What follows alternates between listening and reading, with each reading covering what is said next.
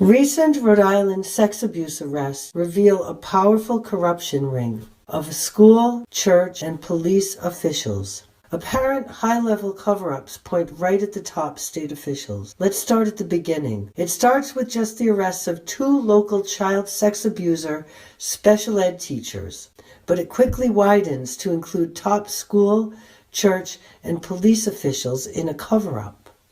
Just arrested was Henry Tedeschi on child pornography charges March 16, 2017.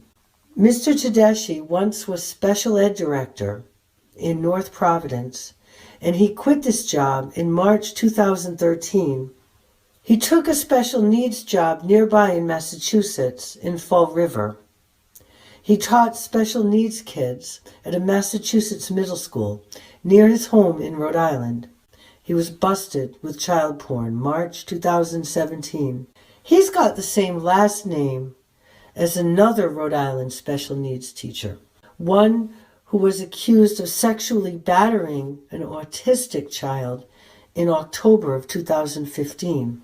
In an adjacent school district, Anthony Tedeschi, who was a special education aide in an adjacent school district. What happened was really strangely received by school officials. They'll show you that both cases show suspicious signs of official cover-up. Accused Anthony Tedeschi, arrested January 16th, Providence, Rhode Island. This Tedeschi's case is not only disturbingly similar, but the cover-up is more visible, and it points right to top officials. This cover-up involved a school, a church, top Rhode Island lawmen. There were serious problems with Anthony Tedeschi's case handling. The school, before his arrest, did an internal investigation and said they found no evidence, and they put him back on the job within reach of kids while moving his victim to another school. A third-party witness had seen the autistic victim struggle. Why did the police wait 3 months for an arrest? The police in local dioceses knew much more about Tedeschi than they admitted. They knew of something parents should have been told, but they said nothing. Why? For more than 30 years, Mr. Tedeschi had worked in the local St. Peter and Paul Cathedral's back room, arranging mass elements and vestments. Some police knew this, but inexplicably did not alert the public to Mr. Tedeschi's proximity to altar boys. Why didn't police warn parents and the public? Tedeschi wasn't just the sacristan at Providence's largest cathedral. He also had another special role, one in which he worked with the police. According to an article in Rhode Island Catholic from 2009, Anthony Tedeschi had also infested the Knights of Columbus. By 2009, he'd become the leader of the KFC's Church Council. An article from the Time read, Tedeschi is a member of the Rhode Island Council of the Knights of Columbus and serves as their church director. This is very sad, because the Knights of Columbus does a lot of good charitable work in Rhode Island. Low-cost insurance, family fun days, church security.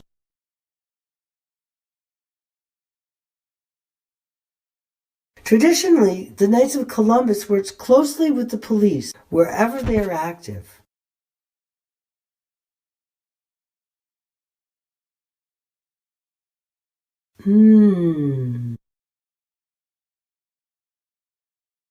In Tedeschi's cathedral, off-duty police worked security, attacked people, engaged in cover-ups and secret acts. Well, he was saying he works in the church, and I also work in the church. This isn't true.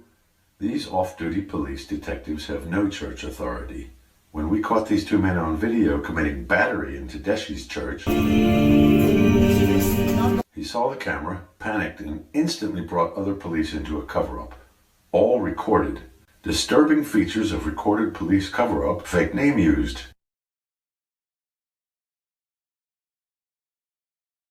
What is your name? St. Peter. Your name is not St. Peter. What is your name? St. Peter. Your name is not St. Peter. Another disturbing feature of the recorded police cover-up was They pretended not to be police. Well, he was saying that he works in the church, and I also work in the church. All right, why don't we just call the police, Frank? That'll be the best thing to do. All right, why don't we just call the police, Frank? That'll be the best thing to do. Detective Kevin O'Brien was Rhode Island's top sex crime investigator, but right as news of Tedeschi's case became public, Detective O'Brien retired and took a job with Tedeschi's diocese. Detective O'Brien's new private sector job was to protect congregants from abuse by church officials. Did Diocese Compliance Officer Major Kevin O'Brien alert altar boys' parents to the presence of child molester Tedeschi in the sacristy? Or instead, did he immediately engage in a new cover-up? Top state and diocese sex crime investigator Detective Kevin O'Brien knowingly and dishonestly participated in the cover-up. Detective Kevin O'Brien refused to view the video recording, but he compiled a report directly contradicting the video. Detective Kevin O'Brien is the linchpin of the police, church, school, pedophile ring. Soon it all ties together and it implicates the State Attorney General. On Detective Kevin O'Brien's watch, the Tedeschi school's investigation went awry. The autistic victim had to leave his school. Church Compliance Officer O'Brien should have warned altar boy parents about Tedeschi's decades-long backroom church clothing role. But instead of doing those things, Kevin O'Brien retired. And then, at this church, Detective Kevin O'Brien helped off-duty police pretending to be church workers cover up a minor attack. This leads to the State Attorney General. I have authority through The crosses, it attracts him, the crosses. I have The nice new crosses, it attracts him, Father. Excuse me. Father, Mancini. This is a misunderstanding. You talk to me like Sunday. You don't talk to me. They're telling me I can't come to church. The Holy Father told us to do this. I met with the people Nunciator. The priest being bullied here is Father Mancini, a humble, wise, and compassionate servant of God. Until the arrest, he had to work with Tedeschi, who worked at the cathedral and worked at Columbus Knights Church Council for years. When interviewed by news media, Father Mancini was naturally protective of Mother Church, distancing himself from Tedeschi, as anybody would. Father Mancini is quoted, "Tedeschi left several months ago," the same time he attacked the schoolboy. Tedeschi left of his own accord due to staff changes. How does that work? Seriously, think. Of his own accord due to staff changes? Detective Major O'Brien and Tony Tedeschi masterfully gamed the system. Just look at the timeline. Detective O'Brien's the state's top sex crime cop, and Tedeschi works at the church, a school, and Knights of Columbus. In October 2015, Tedeschi attacks an autistic boy at school, and he leaves his 30-plus year church job, and police never mention his role there, despite Tedeschi's Knights of Columbus job, in which he interfaced with police. Detective O'Brien takes a job as a sex crime specialist where Tedeschi just resigned, but neglects to tell the public of Tedeschi's cathedral role clothing altar boys. A pedophile 23 skidoo. And Detective Major O'Brien foisted a new cover-up of police crime as soon as he started at the church. This festering den of sin blazes a trail right to the State Attorney General. This is Attorney General Peter Kilmartin. Together, these two gentlemen are part of another corruption ring, racketeering. But first, let's just look at what Kilmartin did for the church just 4 months later. In August 2016, O'Brien's diocese in Kilmartin settled a long-standing child sex abuse case with a sweetheart deal. Let's take one more fast look at that church video O'Brien refused to see, in sequence, shortened. Well, he was saying that he works in the church, and I also work in the church. What is your name? St. Peter. Your name is not St. Peter. I have authority through The crosses, it attracts him, the crosses. I have The nice new crosses, it attracts him, Father.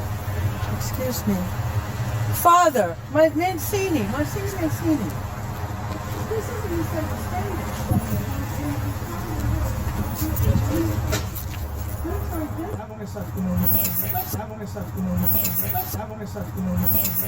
Remember my testimony, Father? What does that mean?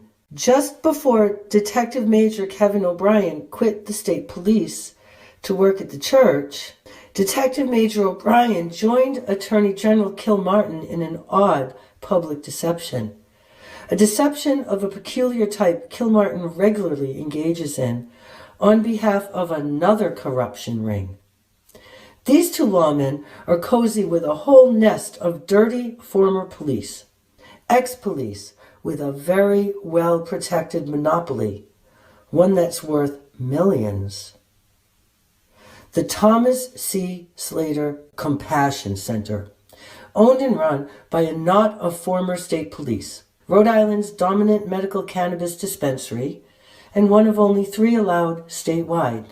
Now, while our last House Speaker is in prison for selling liquor licenses, new laws are constantly being passed just to tighten the Thomas C. Slater Compassion Center's monopoly. But that's not good enough for them. They're also racketeering, with help from, you guessed it, these two. They have a history of jointly lying to the public about the law for the Slater Center's economic benefit.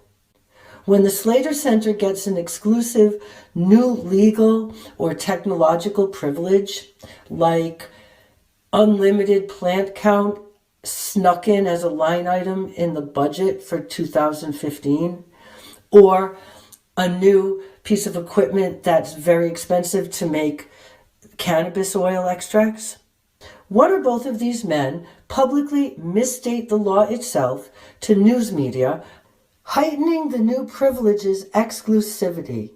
Fake news, helping the Slater Center, the Thomas C. Slater Compassion Center. Meanwhile, these ex-cops openly exceed their own hefty legal limits. They've done this for years by procuring more cannabis from vendors than the vendors may legally provide. And if a vendor or grower proves troublesome, or even unneeded as competition, Detective Major O'Brien and or Attorney General Kilmartin took them down. Detective Major O'Brien often led the state anti-drug force and the SWAT team, and former cop Kilmartin was criticized just this month for using state funds for lobbying for his own cannabis opinions at odds with the people's. Let's see which kingpins they nabbed in their latest round of Slater Center privilege busting. This guy allegedly provided cannabis to a patient whose card had secretly expired. Rhode Island lifesaver legend firefighting hero Patrick Ramashta's massive felony charges for a non-offense. Registered medical growers, new commercial license similar to the Slater Center's new license. Major felony charges from Kilmartin for these nice kids. Look at them. They look about as dangerous as that nice fireman who was arrested, but they're all facing more time than the pedophiles are. It gets way worse, trust me. Remember Kilmartin's August 2016 sweetheart deal in the diocese settlement? That deal came just 3 weeks after a most unusual arrest. This is the woman from the church video, Reverend Dr. Ann Armstrong. She is a qualifying medical cannabis patient in Rhode Island and a respected Christian activist for decades. For months, Reverend Ann requested that Kilmartin and police verify garden legality with invitations. But shortly after the Tedeschi and church attack cover-ups, and just before the Sweetheart Diocese settlement, Reverend Ann was twice raided and arrested in most unusual circumstances. Reverend Ann was held as a capital offender, no bail. In one raid, police illegally removed valuable Catholic art from the hall of evidence they seized and inexplicably delivered it to a private party, a retired judge, across state lines. That's not lawful anywhere, It's a pile of felonies is what it is.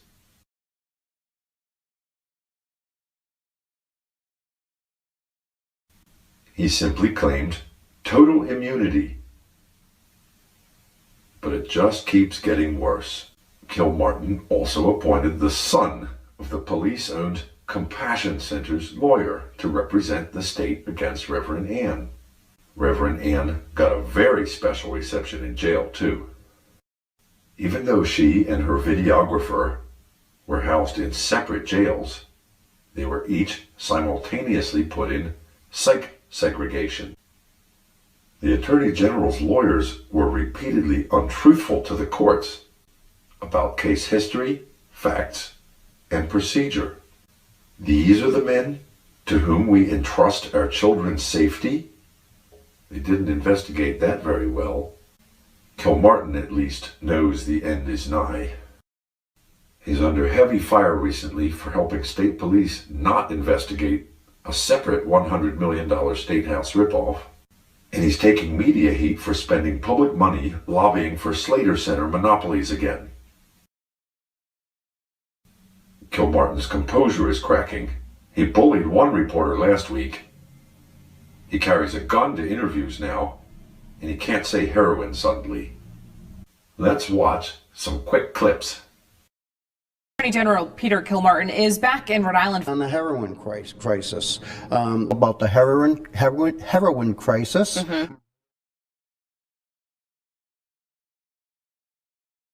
Why is he holding his coat shut if both buttons are done up?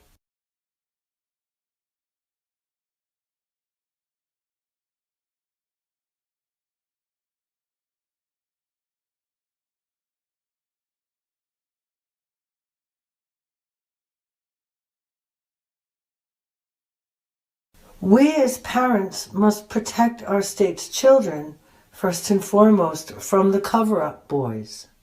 But no one can charge the Rhode Island State Attorney General outside of impeachment proceedings.